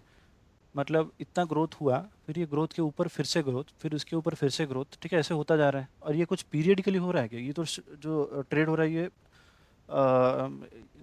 ये क्या है, हर सेकंड में, हर मोमेंट में ट्रेड चेंज होता है, ठीक है। ये जो मार्केट में ट्रेड हो रहे हैं, ये हर मोमेंट में चेंज होता है। तो जब भी कंटिन्यूस कंपाउंडिंग, जनरली डेरिवेटिव के केसेस में इसीलिए कंटिन्यूस कंपाउंडिंग लगता है, ठीक है। कंटिन्यूस कंपाउंडिंग का फॉर्मूला क्या है,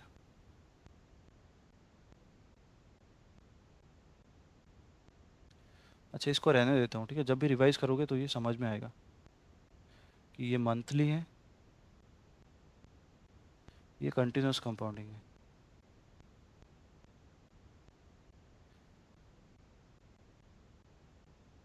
ठीक है।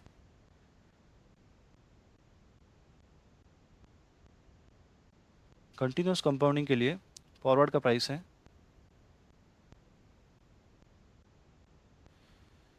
स्पॉट रेट, ठीक है। वहाँ पे क्या करते थे, स्पॉट इंटू 1+r⁻t करते थे। यहाँ पे स्पॉट इंटू e⁻r⁻t, ठीक है। अदरवाइज e⁻r⁻t माइनस तुम्हारा जो डिविडेंड है, ठीक है। इसका एक एग्जाम्पल करेंगे, ठीक है। e⁻r⁻t है, इसका एक एग्जाम्पल करेंगे, ठीक है। r t हो गया, फिर इसके माइनस डिविडेंड जितना भी होगा, डिविडेंड का जितना भी परसेंटेज है, ठीक है, डिविडेंड यील्ड। ओके। तो जब भी कंटिन्यूस कंपाउंडिंग होता है तो यहाँ पे एक चीज़ देख सकते हो कि डिविडेंड यील्ड है, आर टी जो है हमारा इंटरेस्ट रेट है, करेक्ट, जो इंटरेस्ट फैक्टर है। इसके लिए बस एक ई को एक्सपोनेंशियल फैक्टर माना जाता है, ठीक है। उसका कुछ टू द पावर एक एक एक्सपोनेंशियल फैक्टर, इसको बताऊंगा कि कैसे कैलकुलेट करना है, ठीक है। जनरली एग्जाम में दिया होगा कि ई टू द पावर इतना है, ई टू द पावर वैल्यू इतने का वैल्यू इतना होना चाहिए, ठीक है, इतना होगा। एग्जाम में दिया होगा, अगर नहीं दिया है तो कैसे कैलकुलेट करना है वो भी समझेंगे, ठीक है। बस इसका फॉर्मूला है S into E to the power R T. S तो नॉर्मली हम करते थे स्पॉट रेट जो हमारा है, और ई है तुम्हारा एक एक्सपोनेंशियल फैक्टर, उसके ऊपर हम ले रहे हैं R T minus dividend yield. R T होगा तुम्हारा जो इंटरेस्ट रेट है माइनस डिविडेंड यील्ड, एक्चुअल में जो डिविडेंड माइनस करते थे, ठीक है। कुछ डाउट वाउट होगा तो पूछ सकते हो। आर टी एक एग्जाम्पल करते हैं क्वेश्चन, तो और क्लियर होगा। क्वेश्चन नंबर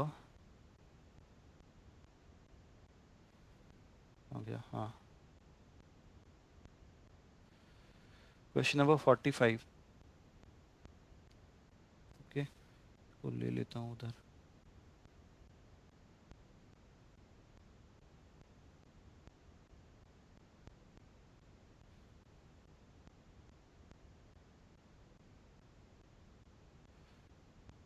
अच्छा, कभी अगर लगे ना, क्योंकि डेरिवेटिव में कॉन्सेप्ट थोड़ा ज़्यादा है, ठीक है, डेरिवेटिव फॉरेक्स ये सब चैप्टर्स में कभी कभी लगेगा कि बहुत सारे कॉन्सेप्ट आ रहे हैं, ठीक है, ऐसा लग सकता है। तो इसमें कोई दिक्कत नहीं, एक्चुअली ये लॉजिकल है। लॉजिकली अगर समझोगे तो कुछ इतना कुछ लगेगा नहीं। सिर्फ अगर रट्टा मारोगे तो ये बहुत हेक्टिक लगेगा, कुछ समझ में नहीं आएगा, ठीक है। फिर इसके बाद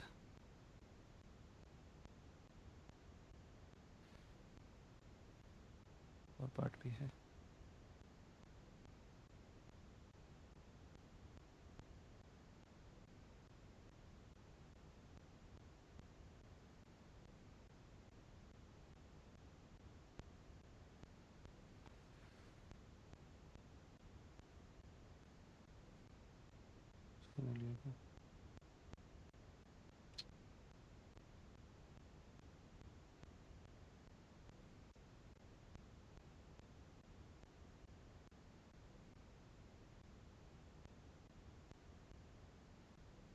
ओके, क्वेश्चन पढ़ो। क्या बोल रहा है कि द वैल्यू ऑफ ऑन 31 अगस्त 2011, ठीक है, तो अगस्त 2011 को स्टॉक का स्टॉक इंडेक्स, ठीक है, the value of stock index. Index क्या होता है पहले तो, निफ्टी इंडेक्स, हम सिक्योरिटी वैल्यूएशन में पढ़े थे, निफ्टी सेंसेक्स इन सब के बारे में। तो बेसिकली कुछ एक स्टॉक्स को लेके, ठीक है, कुछ एक स्टॉक को लेके एक इंडेक्स बनाया जाता है, ठीक है। 1 2 3 4 5, पाँच मान लो कि 50 स्टॉक्स हैं, ठीक है। ऐसे 50 स्टॉक्स को लेके निफ्टी 50 बनाया गया है, ठीक है। तो इंडेक्स का मतलब है कि एक कॉम्बिनेशन, एक कंजोर्टियम ऑफ स्टॉक्स, ठीक है। तो सिमिलरली यहाँ पे एक बोल रहा है कि द वैल्यू ऐसे जैसे निफ्टी 50 है, वैसे निफ्टी बैंक है, मतलब सारे बैंक्स को मिला के एक निफ्टी बैंक बनाया गया है।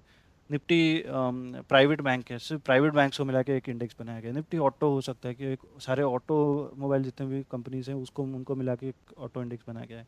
निफ्टी आईटी हो सकता है कि आईटी के स्टॉक्स को मिला के निफ्टी आईटी बनाया गया है।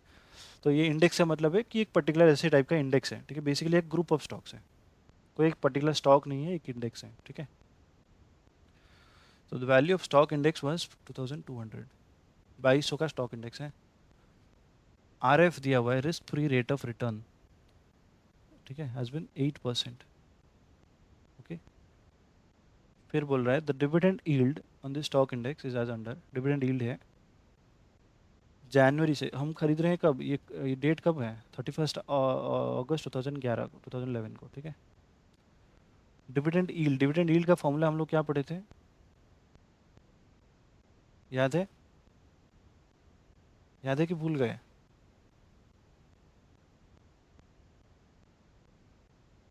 Dividend by current price basically, ठीक है, उसको डिविडेंड यील्ड बोला जाता है।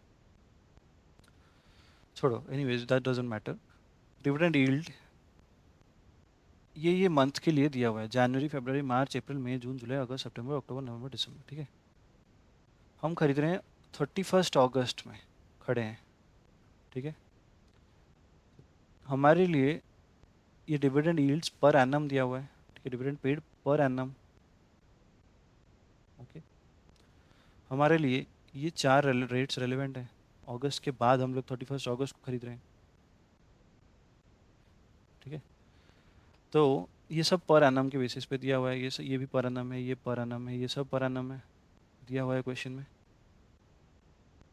करेक्ट। और 31 अगस्त पे खड़े हैं। बोल रहा है कि interest is continuously compounded daily, continuously compound हो रहा है डेली।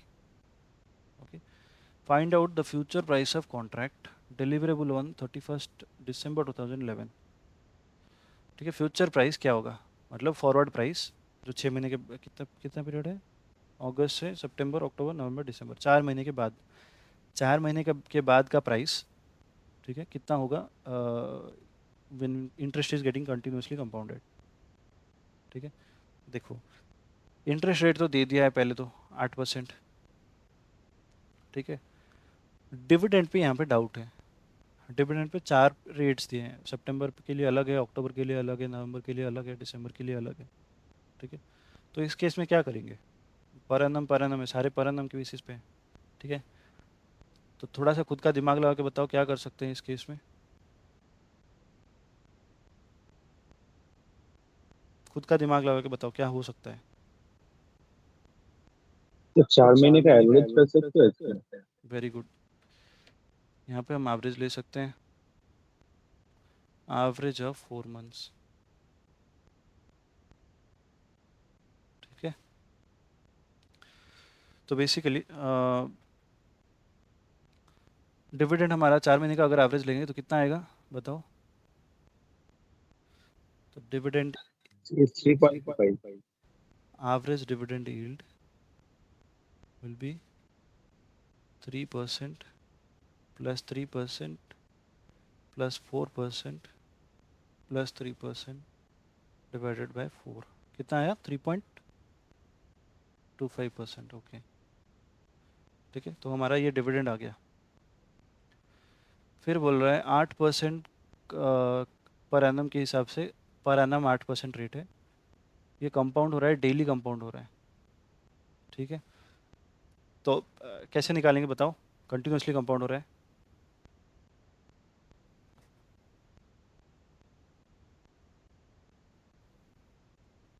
बताओ। डिविडेंड दिया हुआ है, इंटरेस्ट दिया हुआ है, और क्या दिया हुआ है, हाँ, स्पॉट रेट भी दिया हुआ है। तो कैसे निकालेंगे, खुद ट्राई करो, लेट इट बी रॉन्ग, ठीक है, खुद ट्राई करो।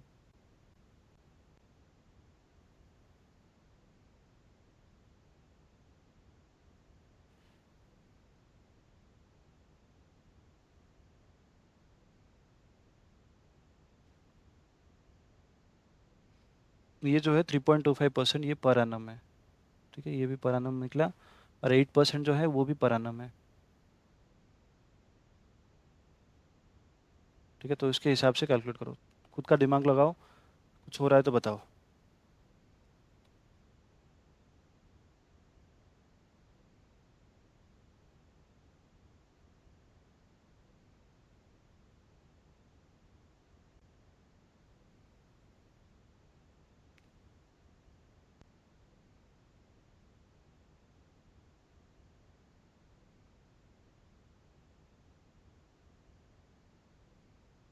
नहीं हुआ किसी का?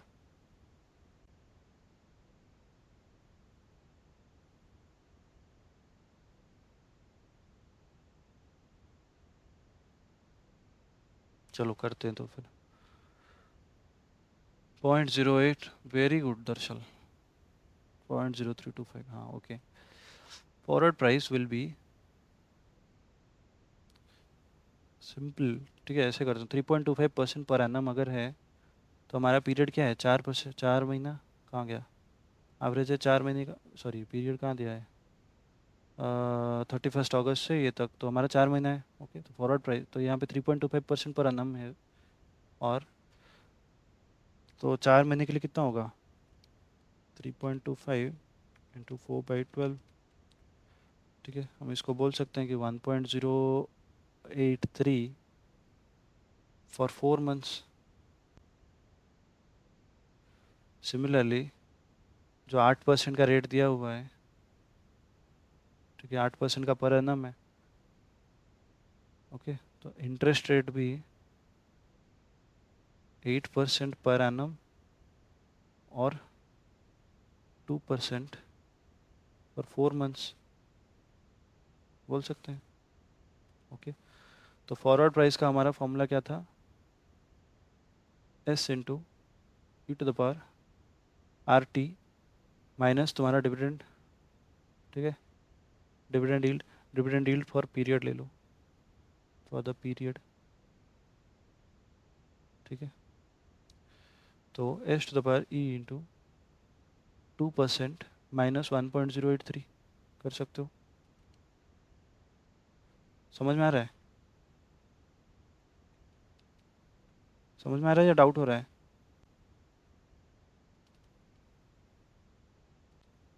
क्लियर है या डाउट हो रहा है?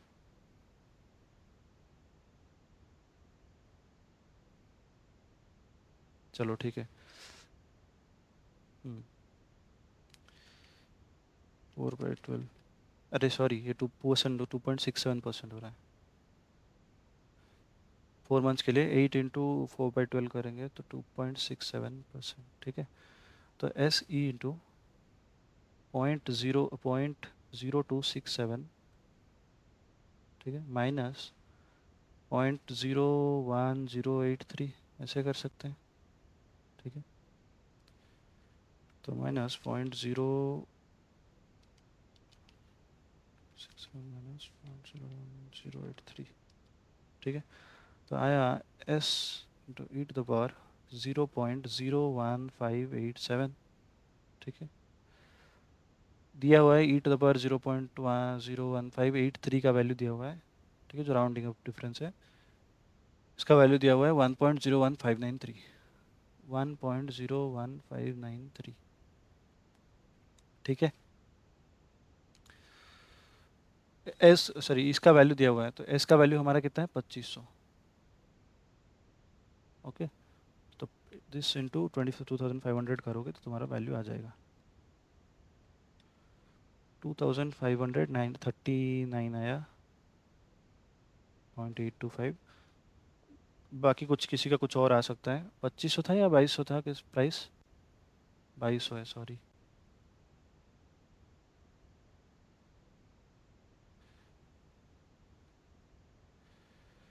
ठीक है, कुछ भी डाउट हो किसी को तो पूछो, कुछ क्लियर नहीं हुआ हो तो।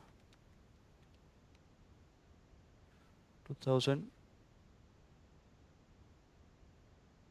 नंदकिशोर, ईशांत, समझ में आया?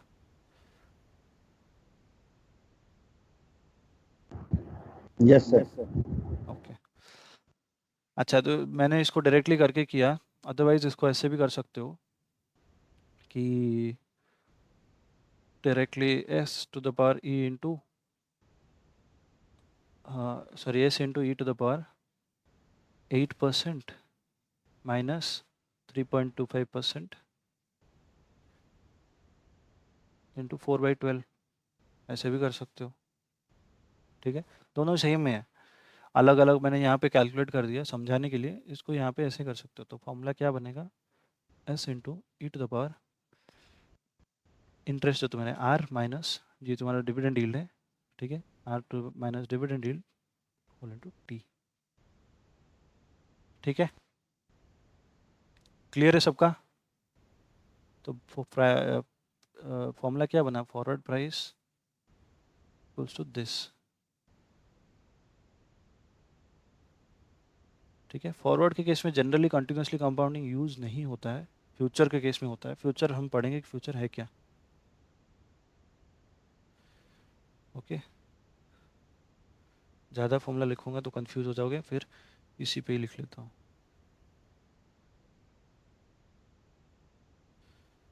और R minus D into T. I hope किसी का कुछ डाउट नहीं है अभी तक। अच्छा, तो अगर सर ये जो हाँ सेकंड फार्मूला बता रहे हैं, तो सर फिर इसको तो फिर डर्टी पावर वाला फार्मूला से इसको क्लियर करना पड़ेगा करेक्ट करेक्ट, इसको। ई अगर ई का वैल्यू जनरली एग्जाम में दिया हुआ होता है, अगर नहीं दिया है ठीक है तो कैसे करेंगे। ठीक है, ये लिख लो, सपोज, ठीक है, सपोज हमें निकालना है ई टू द पावर 1.5। ठीक है, तो इसके बाद ई का वैल्यू जनरली होता है 2.718 की, ये कैलकुलेटर में ले लो, 2.7182818। Take this on calculator.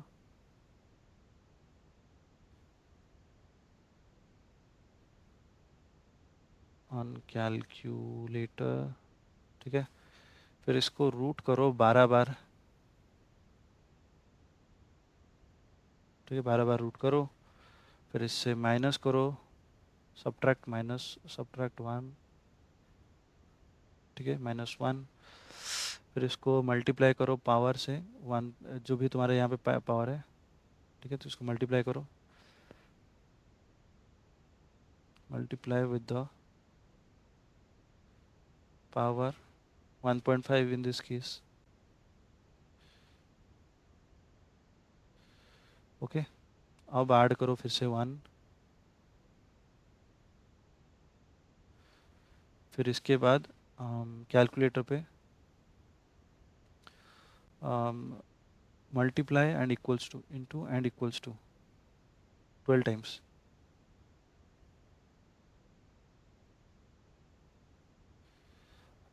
अब तुम बोलोगे ये तो करते करते इस एग्ज़ाम में आधा घंटा लग जाएगा, फिर हमारे बाकी क्वेश्चंस कब होंगे। ठीक है, तो जनरली ई के वैल्यू एग्ज़ाम में दिया हुआ होता है, अगर नहीं दिया है, किस्मत ख़राब हुआ तो फिर ऐसे करके करना है।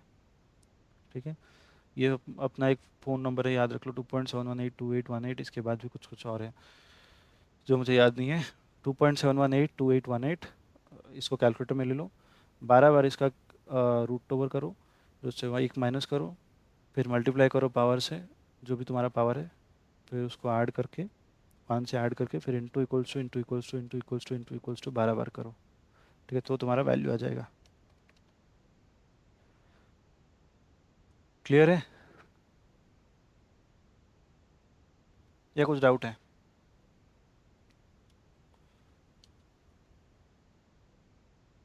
चलो ओके, 5 मिनट बाकी है, तो मैं एक चीज़ पढ़ा देता हूँ। ठीक है, इसमें आर्बिट्राज कैसे हो सकता है। नहीं, उससे पहले कुछ चीज़ें, बस एक छोटा सा चीज़ तो फिर समझाता हूँ। ठीक है, देख लो, आर्बिट्राज के लिए टाइम नहीं होगा। एक चीज़ समझाता हूँ कि लॉन्ग पोजीशन क्या है और शॉर्ट पोजीशन क्या है। पता है किसी को लॉन्ग पोजीशन क्या है, शॉर्ट पोजीशन क्या है? और भी एक चीज़ पढ़ाता शॉर्ट हूँ। मीन्स सेल और long means by, correct by position. Correct, bullish market और एक बियरिश मार्केट। ये पता है किसी को बुलिश मार्केट बियरिश मार्केट क्या है? Bullish means up trend market and bearish means down trend market. Very good. ठीक है, एंड आई नो बाकी भी सबको भी थोड़ा सा पता ही है। ठीक है, बट आंसर नहीं कर रहे हो, आई डोंट नो व्हाई। देखो, लॉन्ग का मतलब होता है, नॉर्मली हम क्या करते हैं, सब्जी मार्केट में तुम गए हो, ठीक है, सब्जी नहीं तो राशन की दुकान में गए हो, तुम्हारे पास 100 किलो का चावल है। ठीक है, तुम्हारे पास बोरी पड़ा है 100 किलो का, तो तुम बेच रहे हो किसी को, then you are selling someone. ठीक है, ये होता है नॉर्मल मार्केट में। बॉन्ड सॉरी कैपिटल मार्केट में एक चीज़ है, तुम पहले तो इसका मतलब ऐसे बोल सकते हो कि नॉर्मल नॉर्मल दुकान में हम क्या करते हैं, पहले खरीदते हैं किसी से, होलसेलर से तुम खरीदे, ये होलसेलर है, ठीक है, होलसेलर से कंटिन्यूस कंपाउंडिंग में ई माइनस टी, शायद 5 मिनट वेट करो मैं समझा देता हूँ, ठीक है। होलसेलर से तुमने खरीदा 100 किलो, ठीक है। तो जनरली नॉर्मल मार्केट में क्या करते हैं, हम पहले खरीदते हैं फिर बेचते हैं कस्टमर को, करेक्ट। पहले खरीदे फिर बेचे, खरीदा कितने में, खरीदा 90 पे, बेचा 100 पे, या फिर 100 पे खरीदा 110 पे बेचा, ठीक है, चावल। बट कमोडिटीज मार्केट सॉरी अपना कैपिटल मार्केट, डेरिवेटिव मार्केट, ये सब में दो चीज़ कर सकते हो, पहले बाय करके 90 पे फिर सेल कर सकते हो 100 पे, ठीक है, या फिर पहले सेल करके 100 पे फिर बाय कर सकते हो 90 पे, ठीक है। कैपिटल मार्केट में ये रिस्ट्रिक्टिवली अलाउड है, कैसे है मैं बाद में समझाऊंगा, अभी इतना टाइम नहीं है, ठीक है। इसको बोला जाता है लॉन्ग पोजीशन, इसको बोला जाता है शॉर्ट पोजीशन, ठीक। लॉन्ग पोजीशन मतलब पहले खरीदो फिर बेचो, बट हमेशा ये रहे जो खरीद रहे हो वो कम प्राइस पे होना चाहिए, तभी जाके तुम्हें फ़ायदा होगा, ठीक है, 10 रुपये का फ़ायदा होगा। और शॉर्ट पोजीशन में क्या होगा कि पहले ज़्यादा में बेच दो फिर कम में खरीद लो, ठीक है। लॉन्ग शॉर्ट में किसी को कुछ डाउट है?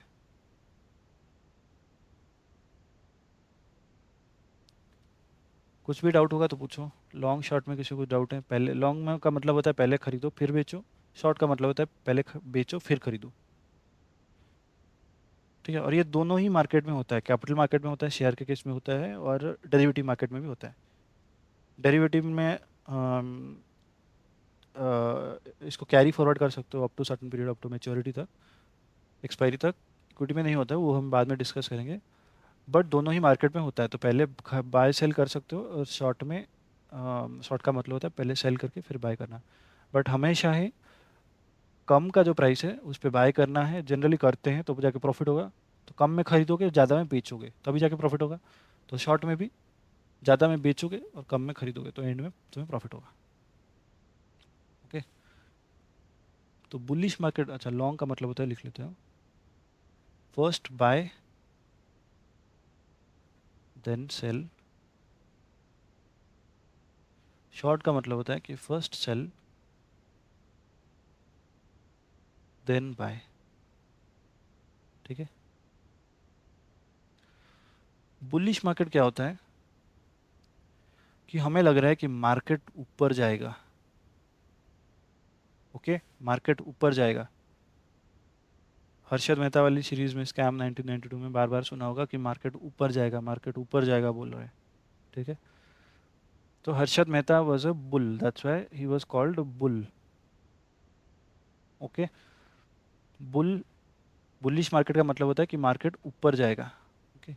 बियरिश मार्केट का मतलब होता है कि मार्केट नीचे जाएगा, ठीक है, कुछ नेगेटिव न्यूज़ आने वाला है, कुछ भी ऐसे होने वाला है, कोरोना आ गया, कुछ ऐसे हो गया जैसे प्रोडक्शन बंद हो रहे हैं, ऐसे कुछ इम्पैक्ट पड़ रहा है, जैसे और रशिया यूक्रेन का वॉर अनाउंस हुआ था, ऐसे कुछ इम्पैक्ट पड़ रहा है जो बहुत पूरा मार्केट को अफेक्ट कर रहा है, तो पूरा मार्केट ही गिर रहा है, that is bearish market. Bullish market मतलब ऊपर जाएगा मार्केट, बियरिश मार्केट मतलब नीचे जाएगा, ठीक है। तो लॉन्ग पोजीशन, ठीक है, लॉन्ग पोजीशन जनरली कब लूँगा मैं, मतलब लॉन्ग पोजीशन मतलब क्या है कि कम में खरीदो, आज कम में खरीदो, ठीक है, ये हम आज खड़े हैं, ठीक है, ये 1 साल का, 1 साल के बाद है, ठीक है। आज कम में खरीदो क्योंकि आज मैं बुलिश मार्केट में हूँ, ठीक है। बुलिश मार्केट में मतलब क्या है, मार्केट ऊपर जाएगा, तो मैं आज बाय कर लूँगा 90 पे शेयर को। बियर बुलिश मार्केट, हम बुलिश हैं, ठीक है, शेयर को लेके बुलिश हैं। जब मार्केट बढ़ा 1 साल में, तो मैं जाके यहाँ पे बेच दूंगा, सेल 100। ठीक है। शॉर्ट के पोजीशन में क्या होगा कि मैं बियरिश हूँ, ठीक है, आज प्राइस चल रहा है 100, ओके, तो मैं बियरिश हूँ, मुझे लग रहा है कि मार्केट गिरेगा। हम पहले तभी जाके हम प्रॉफिट में, हम आज 100 पे खरीद बेच दिए, ठीक है, हम बियरिश हैं और मार्केट गिरा, हम यहाँ पे 90 पे खरीद लिए, तो हमें 10 रुपये का प्रॉफिट हुआ। अगर हम उल्टा कर देते तो हमें लॉस हो जाता। ठीक है, हमें अगर लग रहा है कि बियरिश मार्केट मार्केट गिरने वाला है, तो फिर भी मैं यहाँ पे खरीद लेता 100 का। ठीक है, अगर मैं 100 का खरीद लेता और यहाँ पे 90 पे लाख जाके बेचता, तो उल्टा होता और मुझे लॉस हो जाता। समझ में आया? आया कि डाउट है? चलो, ये ना बेसिक्स हैं। ठीक है, जब फ्यूचर एक्चुअली पढ़ेंगे ना, फ्यूचर में ये एक्सटेंसिवली यूज़ होगा, हर क्वेश्चन में यूज़ होगा। ठीक है, तो इन चीज़ों को समझो। ठीक है, कि लॉन्ग क्या है, शॉर्ट क्या है, बुलिश क्या है और बेरिश क्या है। बुलिश मतलब व्हेन, बुलिश मतलब अप ट्रेंड मार्केट लिख सकते हैं कि up trend market, market is going up.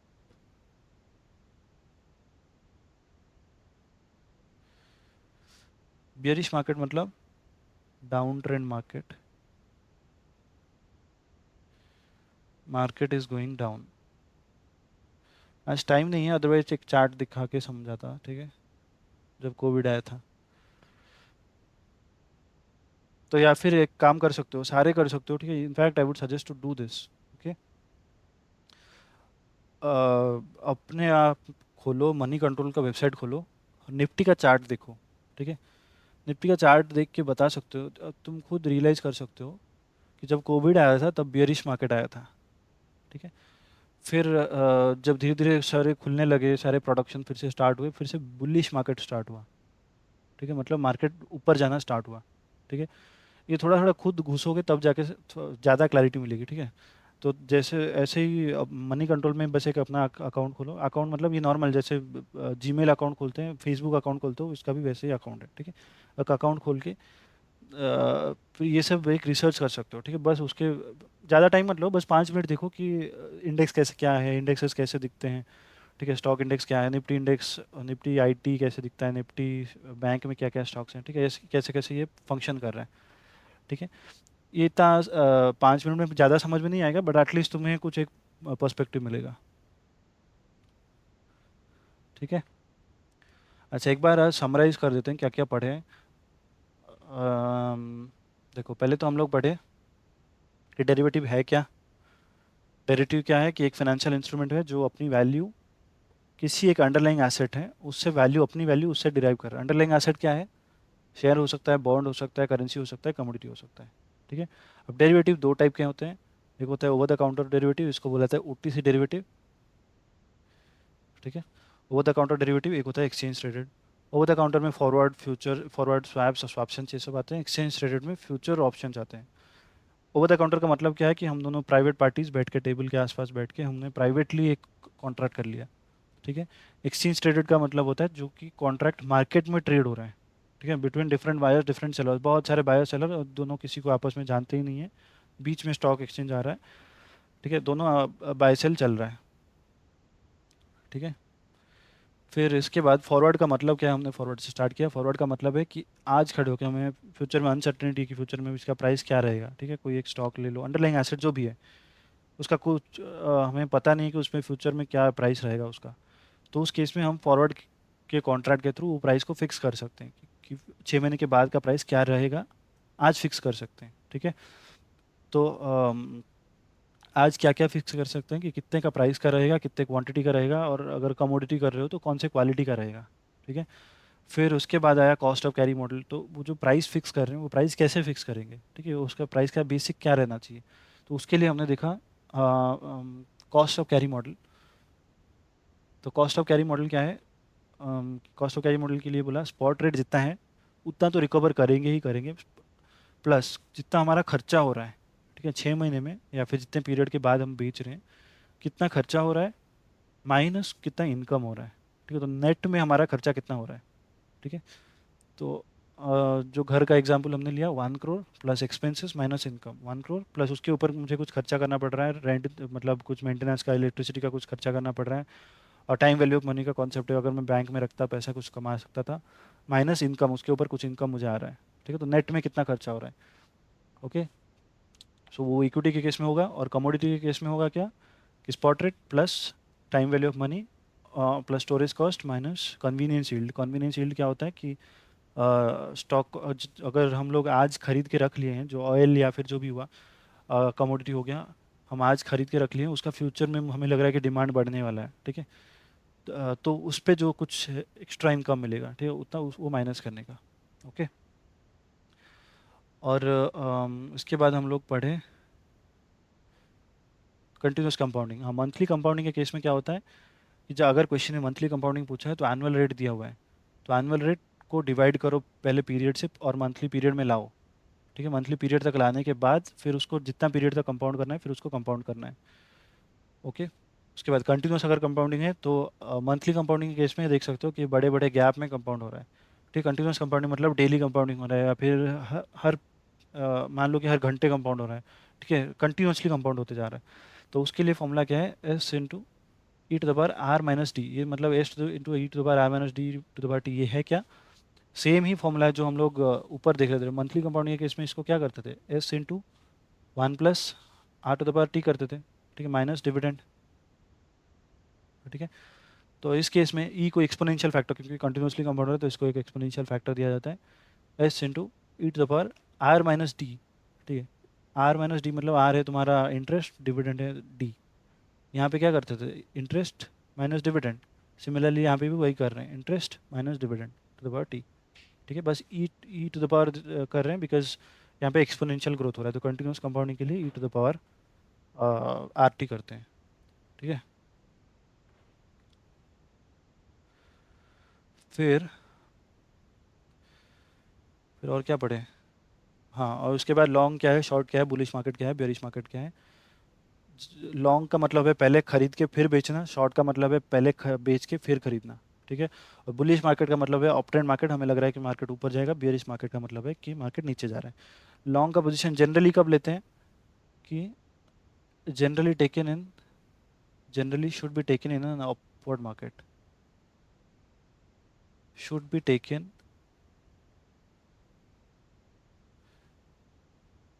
in a bullish market।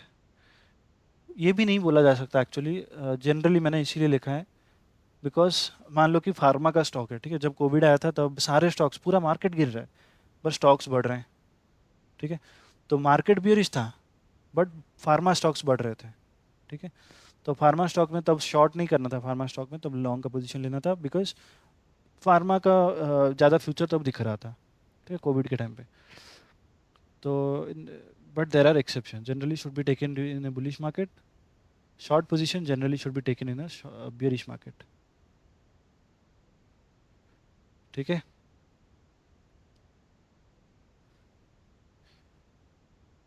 Morning में क्लास रहता है इसीलिए मैं दिखा नहीं पाता हूँ कि एक्चुअल में ट्रेड कैसे होता है, I will try to show a demo trade tomorrow, okay, कि फ्यूचर और सॉरी स्टॉक्स में और फ्यूचर और ऑप्शंस में कैसे एक्चुअल में ट्रेड हो रहा है। कुछ भी और किसी को कुछ डाउट है? ईशांत, ये वाला क्लियर हुआ कि नहीं, S minus S into E minus E to the power R minus D to the power T, D into T, clear है या डाउट है कुछ और? किसी को कुछ और डाउट है तो रुक सकते हो, otherwise we can close today's class.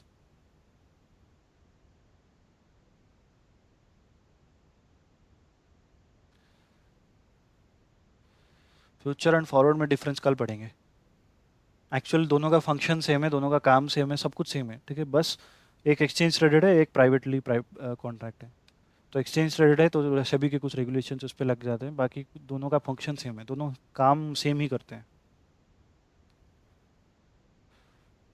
ठीक है, डिटेल में कल पढ़ेंगे क्या है फ्यूचर। चलो, if there is no other doubt we can close the session।